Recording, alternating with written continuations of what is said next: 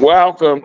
Listen, there's Jim Nardoni. You over at Ramsey. Go ahead, Jim. Good afternoon at Ramsey's in downtown Trent. It's a beautiful sunny day. They're catching fish out on the river today. So if you're a fisherman, get down here. All right. Okay. I'm Adolph Mongo. Welcome to Detroit in Black and White, our Thursday edition. Alan Langle from Deadline Detroit. Alan, your story on Bill Picard. Yes. Great story. Thank you. Yes, when you read his biography, you realize how amazing the guy was and how he had his hand in so many things. That he came from Georgia, went to school up here in Michigan, was the first at least one of the first black owners of a McDonald's franchise, which turned into multiple in Metro Detroit. Then he got involved in automotive-related companies. He was a Republican. He was he was appointed by Ronald Reagan, George H.W. Bush to different boards and all that. He got involved in a media company that bought the Michigan Chronicle and some other African American newspapers, and he's pretty amazing story. And he opened the doors, as Adolph said before. He opened the doors to a lot of African Americans in business and the auto industry. He beat me up. He beat me up because he didn't like my politics. But right? You know what? He was a good guy. You know what? I didn't like his politics at times. But You know what? We can disagree on the politics and stuff. But the guy was a great guy. Jim, what is your outrage you want to talk about? Well, I don't know if it's an outrage. I see that the Southern Poverty Law Center is at it again, our favorite hate group in the United States. So they pick and choose who they want to decide to hate. There's a lot of hate going on in our country right now. Up there in New York City, I guess if you're Jewish, you're not allowed to board a train or a subway, or the left side, the Palestinian supporters have decided that I guess New York City may be a Jewish free zone these days. So good luck with that. But you know what? Listen, you can protest, and I don't have any problems protesting because, Alan and Jim, we come from an era where we protested and stuff. But damn, you know what? Protest, it should have a meaning. Because I don't get it. You want to shut stuff down. You want to you spray painting buildings, and if they don't agree with you, listen.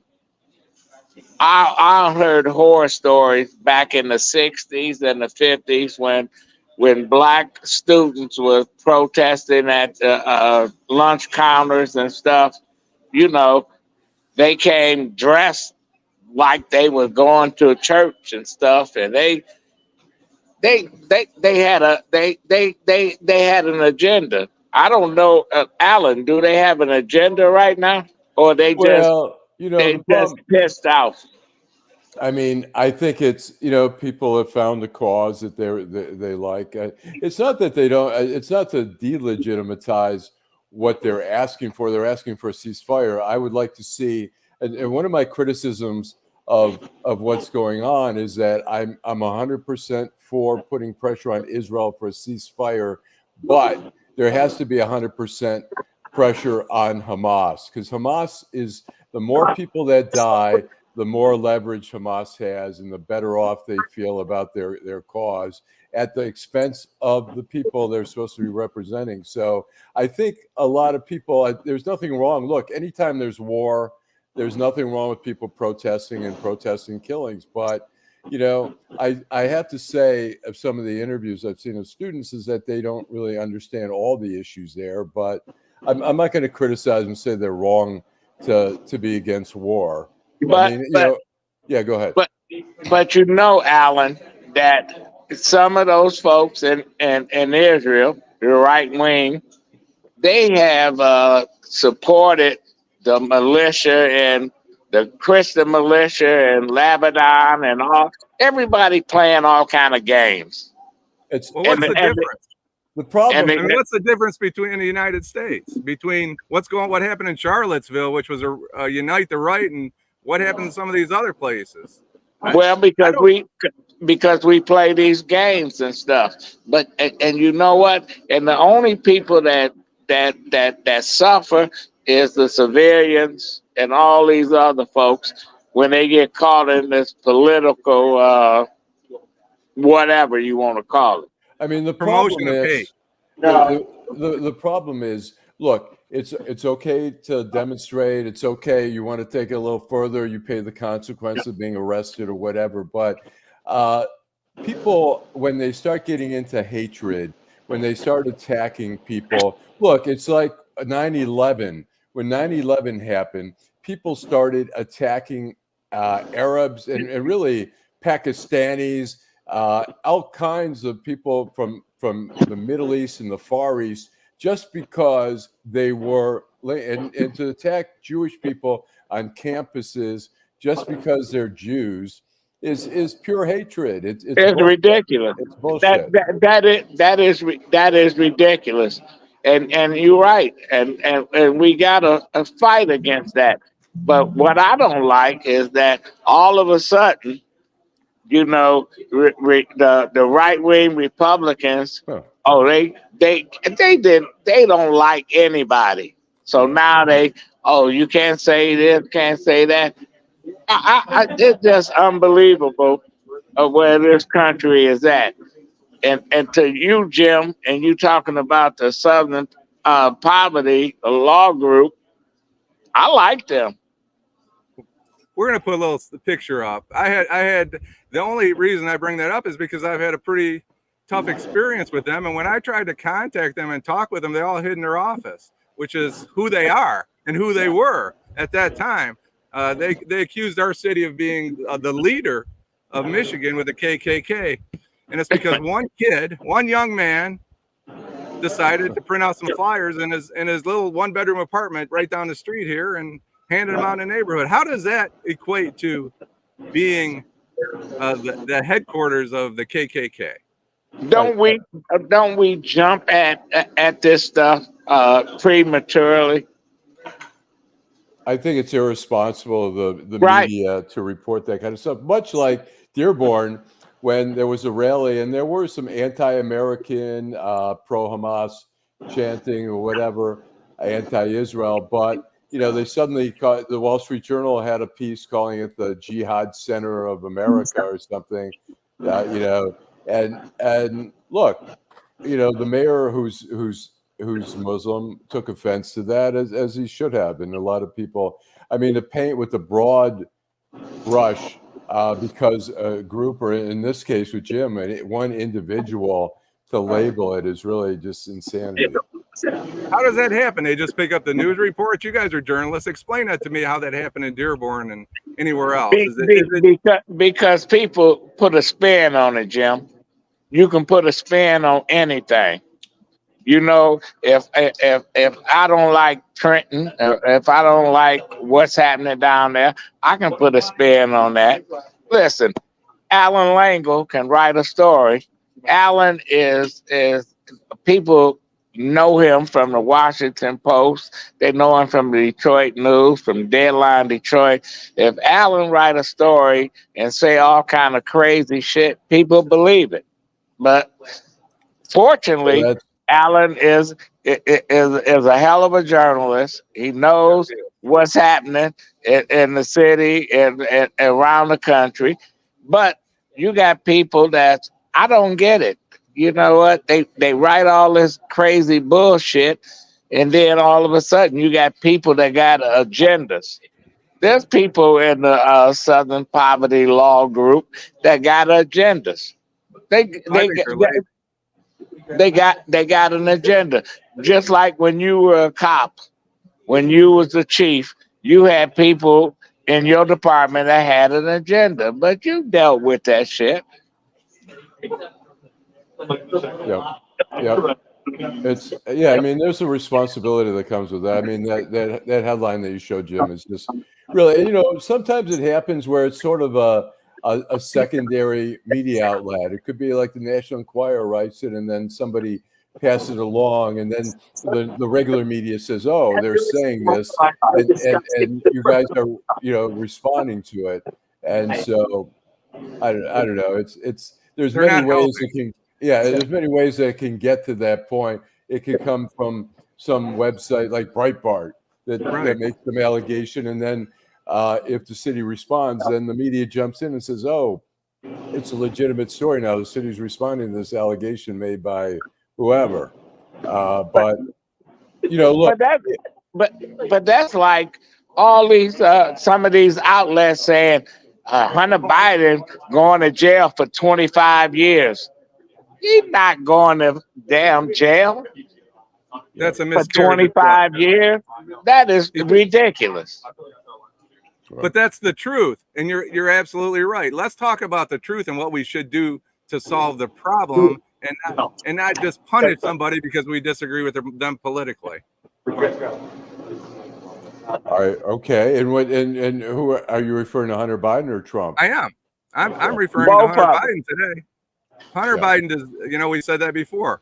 They went through this trial, cost millions of dollars to prosecute a guy that had bought a gun and put his name or checked the wrong box on a form. Really? So we're going to spend millions of dollars to prosecute him for that? That just seems like a miscarriage of justice to me. That it should have never been charged. I think you see what they originally had was a diversion, which meant that as long as he stayed out of trouble and did whatever, it would go away. That's the way it's normally handled, unless the gun was used in the commission of a crime. And in this case, I mean, it's rare. I mean, now the other question is on his income tax evasion. He was charged. He faces 6 felonies and 3 misdemeanors in California. Is that gonna, should he have pleaded before to a felony? I don't know. Well, you know what? Listen, all these people do all kind of shit, and the only reason that they beating them up is because they don't like Grandpa. Okay. And I'll tell you that Biden has handled this, I think, pretty well, saying, "Look, I love my son, but I'm not going to interfere with the case. He's not going to get pardoned." That Trump would have said, "This is bullshit. Don Jr. is going to get pardoned. There's no way I'm going to let my son go through this nonsense." How about if Trump pardons him if he's elected? That's what I'm hearing now. Well, you know what? Kwame Kilpatrick should thank Trump for whatever, because anybody else wouldn't have pardoned his ass. Well, that was a miscarriage of justice, too, as we spoke. Alan believes he should have gone to prison. I don't know the case that well, but sure, he should have gone to prison. I don't have any problem with that. But 25 years or 30 years, whatever. 28. It was 28 years. Explain the logic there. Is that another political prosecution? Or is you know what? Yeah. You know what they based that on? And what they based it on was a case that shouldn't have been 28 years as well. There was a Cuyahoga County commissioner in Cleveland who got 28 years for public corruption. They based Kwame's case on that. They justified it, but that should have, I've covered, look, you saw William Jefferson, the congressman from New Orleans. That was your story, right? Yeah, he got 13 years. Then Rod Blagojevich got 14 years. And that was a lot back then, because before that, 7 years for a crooked congressman was a lot. And Rod Blagojevich shouldn't have went to jail because he was doing the same shit that they always do. They cut a deal to listen. Obama and them was pissed at him because he didn't want to appoint one of their people to the Senate. What's her name? Valerie Jarrett. Oh yeah. Yes. So you know what? But he was stupid to talk on the phone with Jesse Jackson Jr. and all these other folks. What they do in private, you can't do in public. But anyway, we're gonna take a break, and we'll come back and we continue the conversation. Jim Nardoni, Alan Lango, Adolph Mungo. Without Project Clean Slate, there is no telling where I would be right now. It gave him back his life, because once he got the felony, it seemed like life was over. Being unemployed, being depressed, being a burden. Project Clean Slate helped wipe those things away. I can't say thank you enough. I am now able to work for a reputable airline. Detroit had my back, all because I live in Detroit. Hi, I'm Eric Sabri, your Wayne County Treasurer. If you're living in the home of a deceased family member and you're facing property tax foreclosure, the probate process can be helpful to you. If you file a probate petition and notify our office, the foreclosure proceedings will be halted during the probate process. Contact us at 313-224-5990 or email us at taxinfo@waynecounty.com. We're here to help.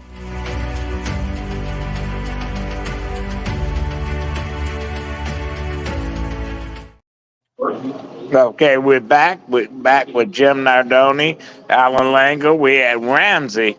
How Johnny doing, Jim? I saw Johnny and Mia today, and they're cooking up a storm as always. Okay, They are and the you- owners. They're the owners of. Yeah, they're the owners. Yeah. They Albanians, right? Right, They Jim? are. Yes, they are. So Lango, if you don't come down to Ramsey, you know what the Albanians do. 30 They years don't here. play. They don't play. They'll stockfish you. Yeah. 30 years here, 1994, and it's a good place to come. So It if you're is a coming down- good place. The food is great, and no question. Are we fishing in Trenton these days? I guess there's a lot of people fishing. I talked to a guy in the gym this morning, and he said he caught a 100-pound sturgeon and 5 walleye yesterday. So Wow. obviously they threw the sturgeon back. So interesting. And how's the water? The purity of the water in terms of eating the fish and all that stuff. You know, I think it's good. They always tell you not to eat too much of it, too much perch or walleye out of the river. But I don't know of anybody that's gotten sick from it. Obviously, it's a long-term issue, but I don't see the fish flies, though. The fish flies were supposed to be here. I haven't seen one. Oh, they're down in Gibraltar, I guess. So. Well, anyway, let's look at We got the abortion. congressional race. Okay. Duggan did something different that a sitting politician usually don't do. Endorse an opponent of an incumbent Fellow Democrat. A fellow Democrat. What you think of that, Alan? Well, like you say, it's unusual. I don't know all his reasoning, and some people are speculating that he's trying to line up his people for a race for governor. He claims that Shree hasn't really done enough for the city of Detroit. That Mary Waters would have more of an interest in helping out Detroit. I don't know. But hasn't Shree done the same thing that these other people done? Nothing. I don't know what he's done, to be honest. I'm always a little bit. What has Debbie Dingell done? What did Brenda Lawrence do? I'm just asking you, Dale Kildee. What have they done? I know, but when people ask that question, it's like without researching it, it's easy to say we don't know of anything, so we can say nothing.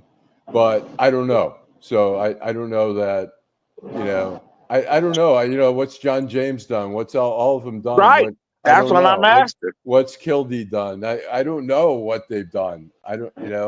Unless you're really, really a high profile. What is Tlaib? Rashida Tlaib. Yeah. Well, we know what Tlaib's done. Tlaib has went to the Gaza Strip. Tlaib only cares about Tlaib.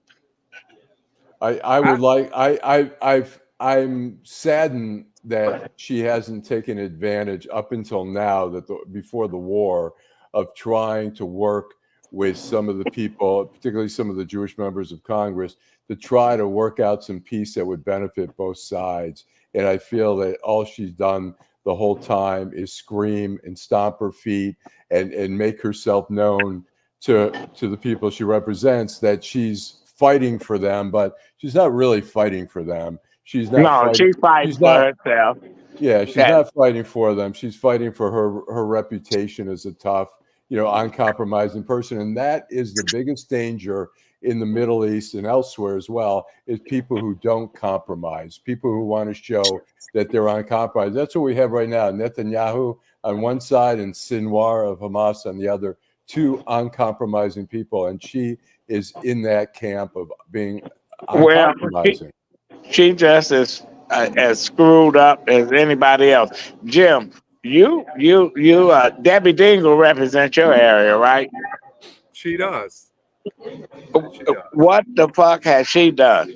I think the thing with Deborah Dingle is she's a collaborative person. She works together with people. She's been in the community. Well, this last week, I believe, the DTE plant that they were getting ready to knock down, they turned it into some kind of a battery or storage plant, or they're getting ready to do that. They broke ground. But that wasn't her.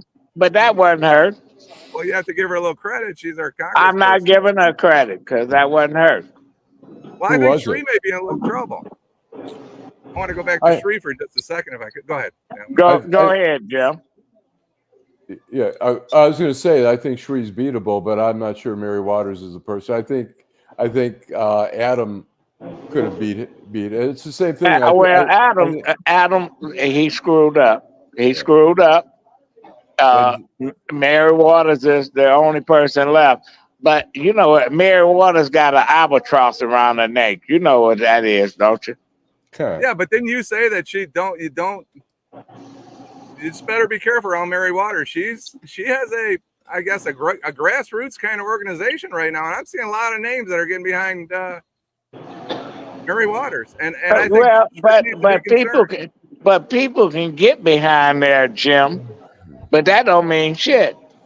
It don't mean nothing. Well, Adolf, I'm sorry. I was going to ask Adolf real quick. How big of a deal is it when the mayor endorses somebody in a race of that? No big deal, because I work for Coleman Young, and I can count one or two people that he endorsed that won, and the rest of the people, they didn't win. Mm-hmm. I'm just telling you,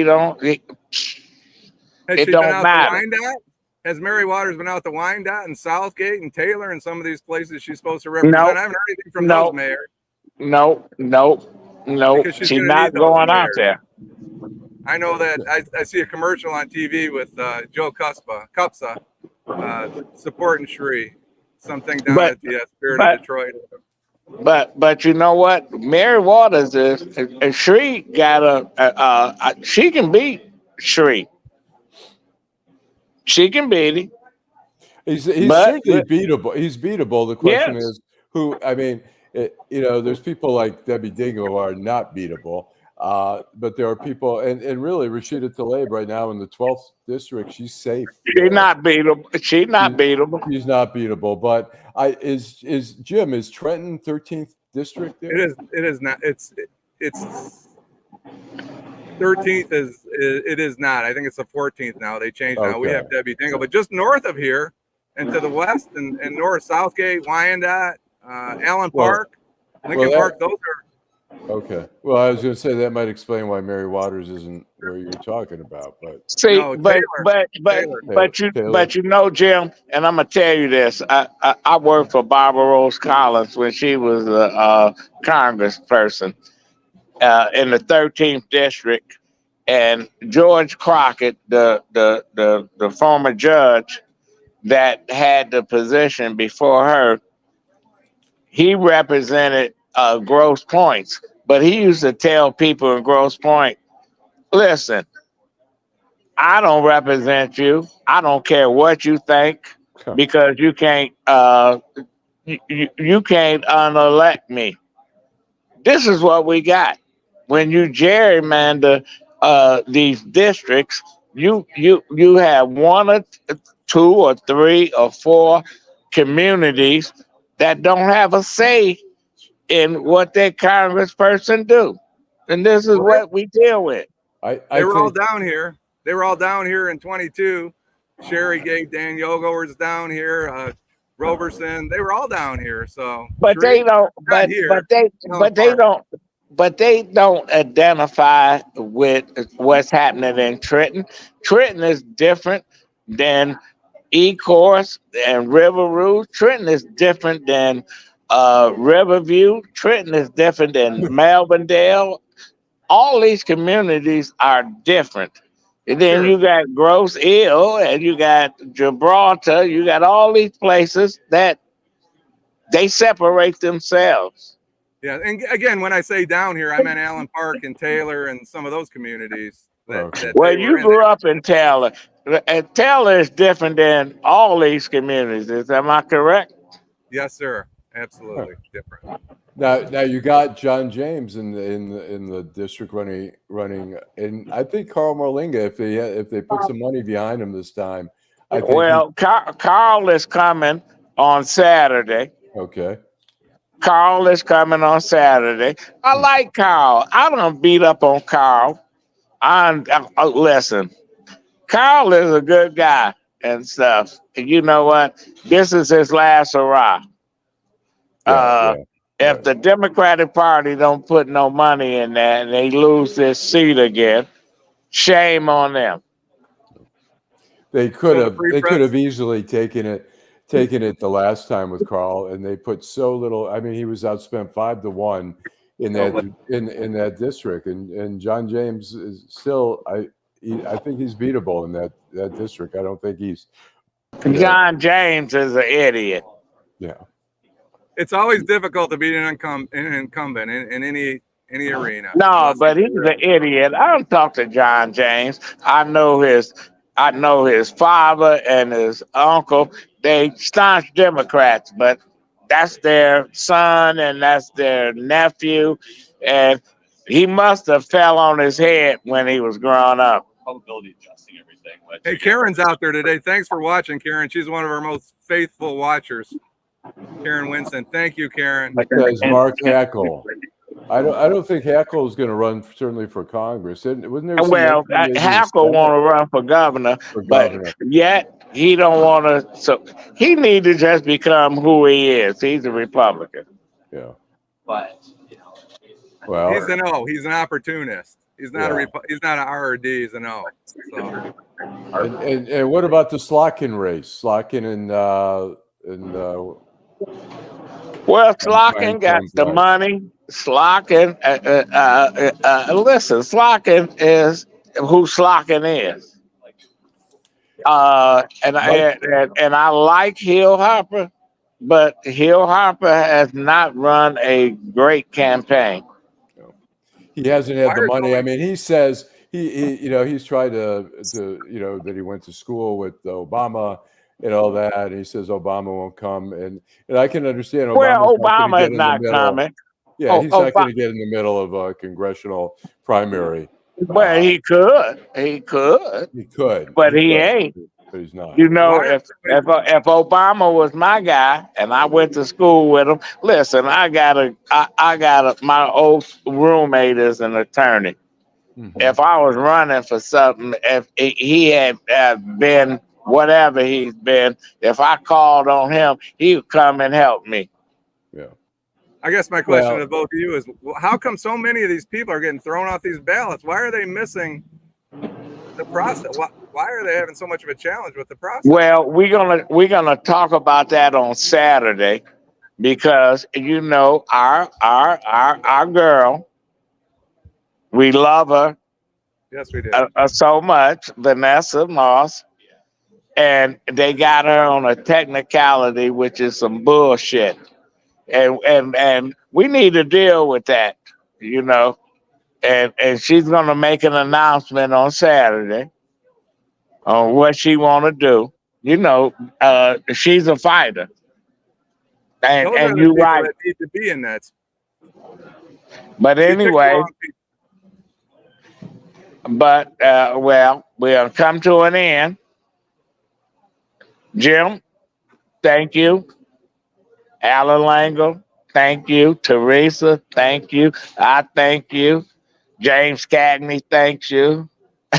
What George Cohan, his mama, his daddy, thank you. You ever saw that movie, Alan? Yes. Yes, we all thank you. You know, All right. Yeah. we'll Alan, on it's you Saturday. now. Huh? The baton is yours. On We lost Saturday, We lost Adolf, so the baton is yours. on Saturday, we'll see you at 10 a.m. All right. Okay. next week. All right. See you next week.